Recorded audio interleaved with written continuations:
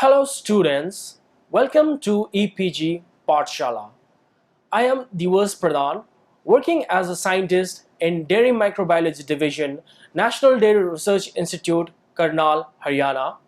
And today I'm going to talk about genetically modified foods from paper Advances in Food Science and Technology. So we're introducing the topic. Genetically modified foods are foods that has been produced from organisms where specific and desired changes has been introduced into the organism's DNA using the methods of genetic engineering. These techniques are very rapid than the conventionally methods such as selective breeding and mutation breeding, and allows selected individual genes to be transferred from one organism into another, which can be also between non-related species. Genetic modifications allows a greater control over a food's genetic structure that ultimately leads to increase in either quality or quantity of food produced. The technology has also been referred to as modern biotechnology or gene technology, and also it has been popularly known as recombinant DNA technology or genetic engineering. The broad objective of this module is introducing to the concept of omics science. What are the various components of the omics science that interplay in between themselves to bring about the final change, and again the application of the whole concept in nutritional science. Now let us talk about the chronology of GM foods. Advancement in food biotechnology was initially initiated with the discovery of enzymes and their role in fermentation and digestion of foods.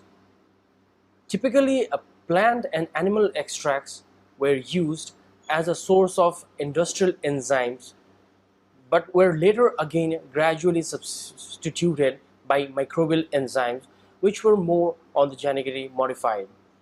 An example is the use of chymosin in the production of cheese.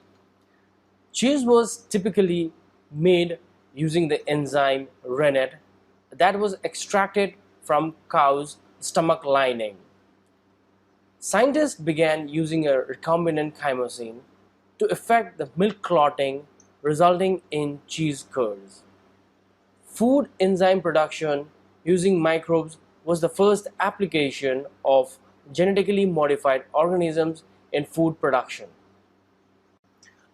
Food biotechnology has grown to include cloning of several plants and animals, as well as further development in genetically modified foods in other areas as well in the recent years.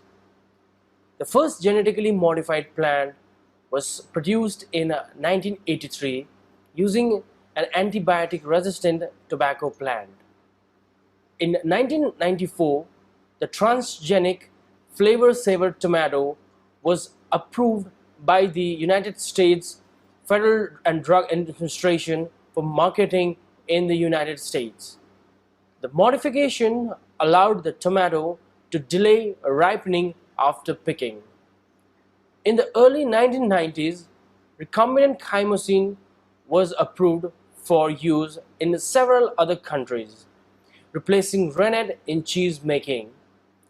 Till date, most genetic modification of foods have primarily focused on cash crops that is in high demand by the farmers, such as soybean, corn, canola, potato, brinjal, tomato, golden rice, cottonseed oil, etc.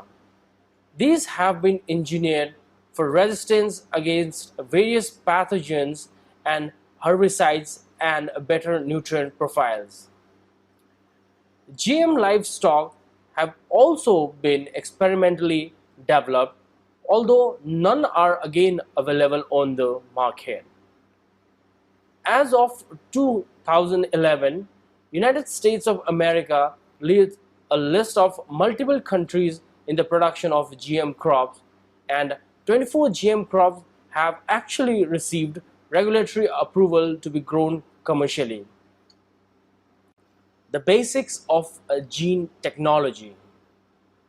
Genetically engineered plants are generated in a laboratory by altering their genetic structure or makeup in a directed way by either gene addition, that is by cloning external gene, or gene subtraction. In this case, the genes are either removed or inactivated. Plants have been engineered for different characters such as insect resistance, fungal resistance, viral resistance, herbicide resistance, a changed nutritional content, improved taste, and again improved storage capacity. Genetically engineering is a multi-stage process that can be achieved through a variety of methodologies. Once a gene of interest has been identified and isolated from a donor organism, it is manipulated in the laboratory such that it can be inserted effectively into the intended recipient or the host organisms. The manipulation may include changes to the sequence of nucleotides so as to enhance or modulate the expression of the gene once it is introduced into the intended recipient organism. One or more genes of interest, as well as other nucleotide sequences needed for the proper functioning of the gene of interest, may then be built in an orderly sequence into a gene construct. The gene construct typically includes a promoter sequence and a termination sequence, which are actually necessary to ensure that the gene is expressed correctly in the recipient organism. Different promoter sequences control gene expression in different and their own ways. For example, constitutive promoters allows continuous expression of the gene, while others switch expression of the gene on or off at different tissues, organs, and also depending on the developmental stage of the organisms or in reaction to other external influences. A marker gene, that is a antibiotic resistant gene, is often incorporated into the gene construct to help identify which individuals of a recipient organism have been modified by the introduction of the gene construct. Finally, the gene construct may be incorporated into a larger DNA molecule that has been to be used as a vector. Normally, the plasmid or viruses are used as vectors. The purpose of the vector is to assist the transfer of the gene into the host organism. The recipient organism is then transferred or transformed by different methods which may depend again on our target modification. But normally we have modification using by infection using agrobacterium, particle bombardment, injection, etc. for integration of the gene construct into the genome of recipient organism. The transformed cells are then selected and regenerated into a complete plant. Subsequently, the plants that contains the desired transgene and that express the desired characteristics are selected, which is then followed by crossbreeding to introduce the transgene into other recipient varieties and again multiply it into a number. This figure describes the basic technique of genetic engineering. Genetic engineering starts with the identification of the trait that needs to be introduced into a recipient organism. Once the trait is identified in an organism, it is cut using the molecular scissor that is known as restriction endonucleases. The cut DNA is then inserted into a vector that is normally used plasmids that also includes a selectable antibiotic resistant marker gene.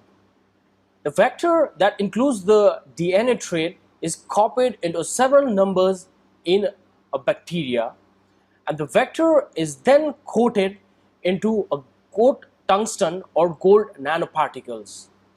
The next step includes the loading of the bullet into the Teflon bullet, after which the Teflon bullet is loaded into a gene gun. The gene gun shoots the vector into at very high velocity that penetrates the plant cells. The vector, because of the high velocity, enters the cell, and through different mechanisms, the genes are incorporated into the plant genome. The cells are then plated on a selective antibiotic media, and only cells that have incorporated the vector which is also containing the selectable antibiotic resistant marker, will grow on the selective media. These cells are transferred to medium containing the plant growth factors, and after the full growth, the desired character is expressed in our recipient organism. Now the question arises that why GM foods? GM foods needs a lot of investments from the funding bodies for development of GM foods, typically of the benefits that has been anticipated with the development of GM foods. Some of the anticipated benefits of GM foods are: it leads to creating plants that are better resistant to weeds, pests, and other diseases. It may also lead to an increase in yields of GM foods that can create more efficient use of land, less uses of herbicides and other pesticides. GM foods can lead to foods with better texture, flavor, and nutritional value. GM foods can also give foods that have longer shelf life that can be easily shipped. GM foods can also create an essential sustainable way to feed the world. It has also been hypothesized that GM foods can create agricultural crops that are resistant to adverse climatic conditions, or development of again climate resilient agriculture crops that is very much needed in the growing era of climate change. GM foods can also be used for the development of edible vaccines. The genetic engineering of plants has again seen the potential to provide edible plant vaccines that could be used to immunize individuals against a wide variety of infectious diseases, ranging from cholera to potentially heavy diseases such as AIDS. The health and environmental concerns of GM foods can be allergens. Genetic engineering can unexpectedly transfer pan-allergens and allergens.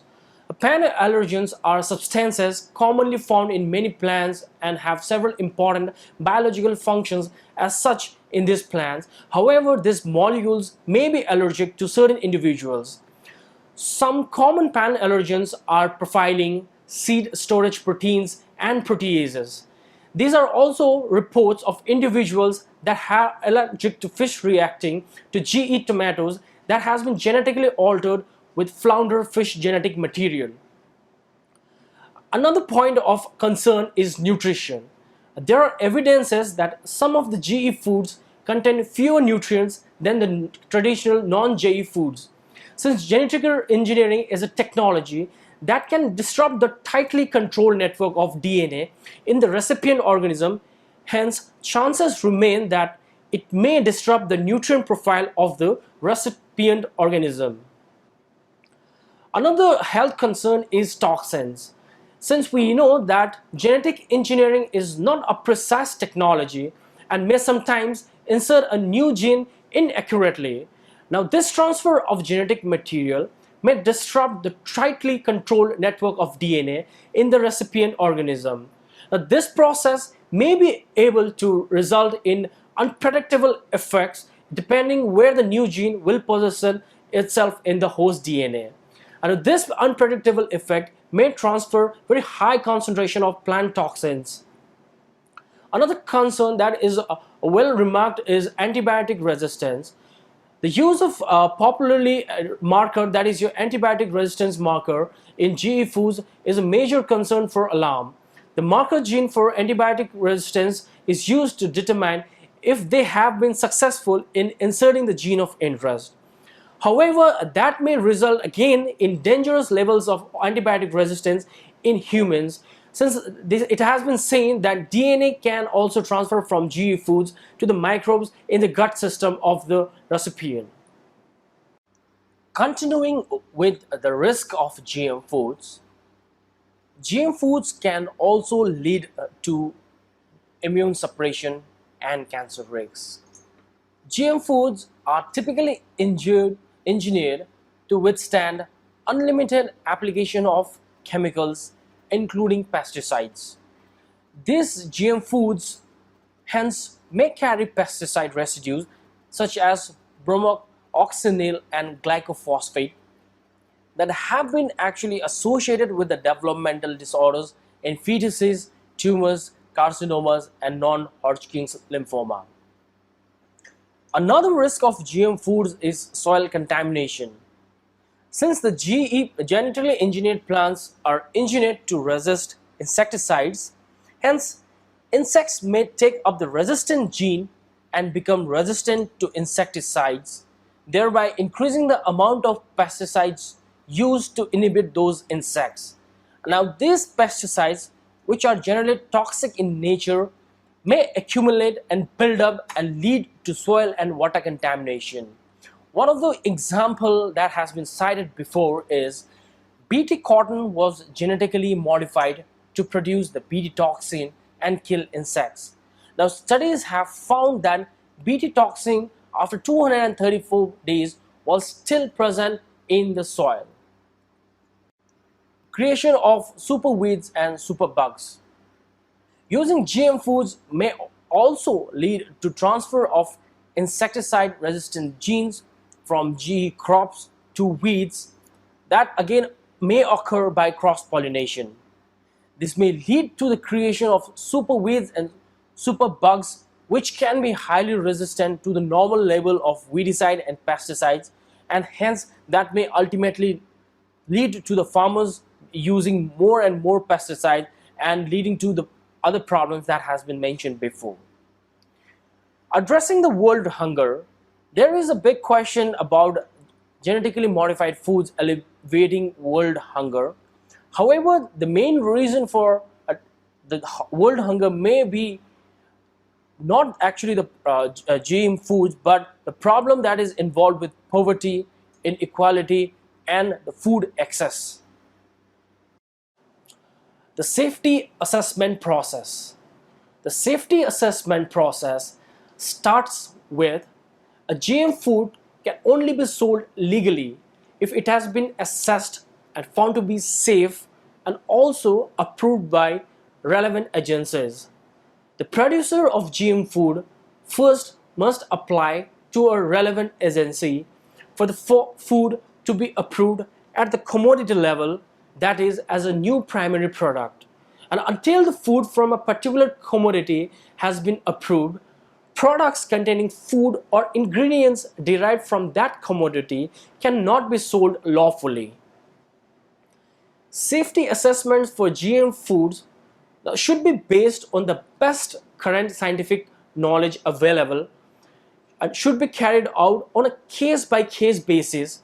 It should also fully consider the safety of each new component in a GM food, and again finally consider both the intended effects of the genetic modification.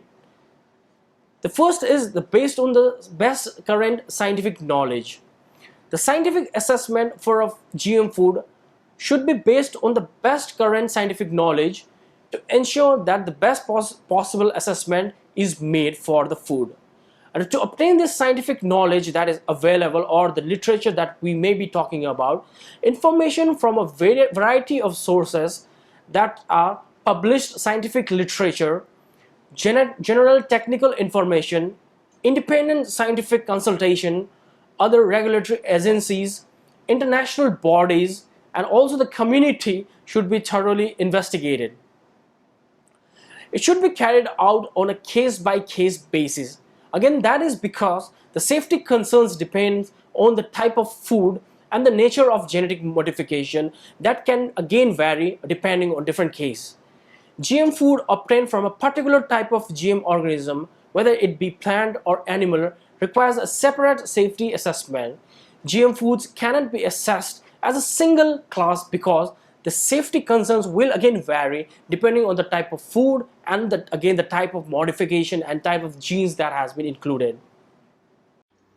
Now continuing with the safety assessment of GM foods.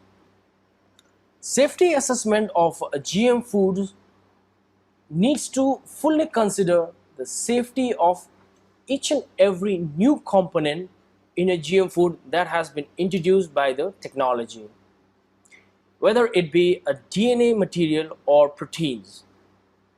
GM foods generally contain both, that is the new genetic material, that is the new DNA, and the new proteins that has been coded by the new DNA.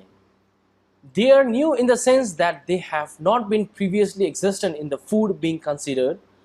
Hence, the safety should be considered of each component separately in the GM foods and fully. Another aspect of assessment of GM foods are it should consider both the intended effects of the genetic modification and again the unintended effects. The intended modification may be the presence of new protein, and again the intended effect may be the changes that it brings to the levels of toxins or allergens. The intended effects of genetic modification are those that happen as a direct result of the presence of new genetic material and proteins. However, genetic modification may also have other unintended effects such that it may change the level of toxins, allergenic components, nutrients, or anti-nutrients in a food. The safety assessment typically looks specifically at these characteristics to ensure that there is no major differences between the GM food, the newly developed one, and the conventional equivalent food. Another potential unintended effect may be whether the new genetic material in the GM food could affect the human health by moving from the GM food to the bacterial cells in the human gut. A famous case study of the side effects of GM food is the Monarch butterfly effect, the insect that was resistant to the Bt cotton. Decades ago, farmers discovered that a soil bacterium called the Bacillus thuringiensis or the Bt infects and kills the caterpillars that eat their crops.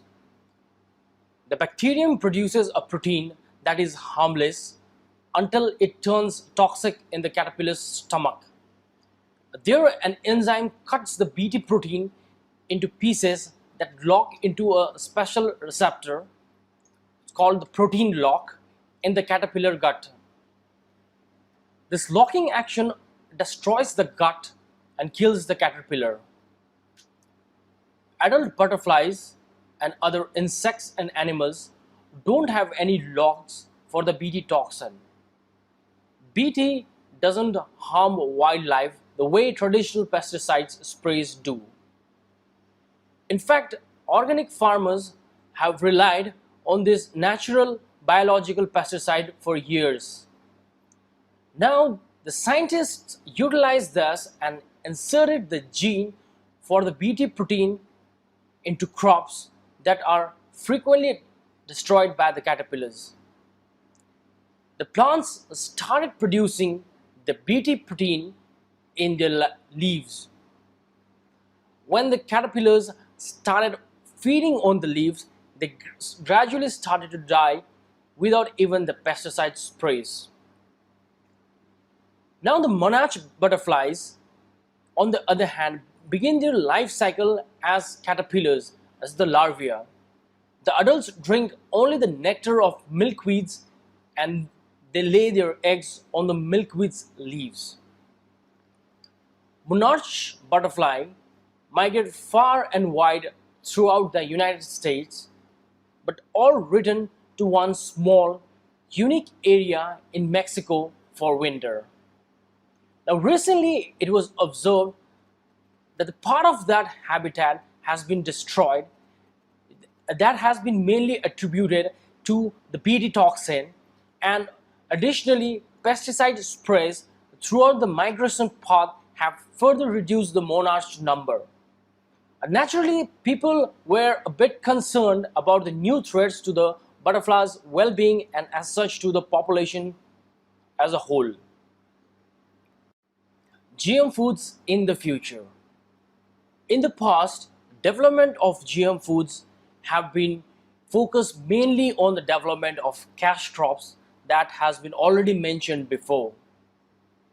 However, in the future, the GM food crops developed has been discussed in the coming paragraph. Development of new GM crops requires many years of research and development in the laboratory and in the field to discover and understand new traits. At present, only a small number of food plants have been genetically modified, and most of the modification have been for the benefit of growers. For example, herbicide tolerance and resistance to pests. In the future, a wide range of fruit, vegetable, and cereal crops are likely to be genetically altered in various ways, some or majority of which could be of benefit to consumers. For example, modifications could be used to create GM foods with increased vitamin and mineral content or healthier fatty acid profiles. Other traits that could provide environmental benefits, such as crops that are more tolerant to drought, may also be developed in the future. GM animals. Genetic engineering technology can also be used to modify animals as well as plants.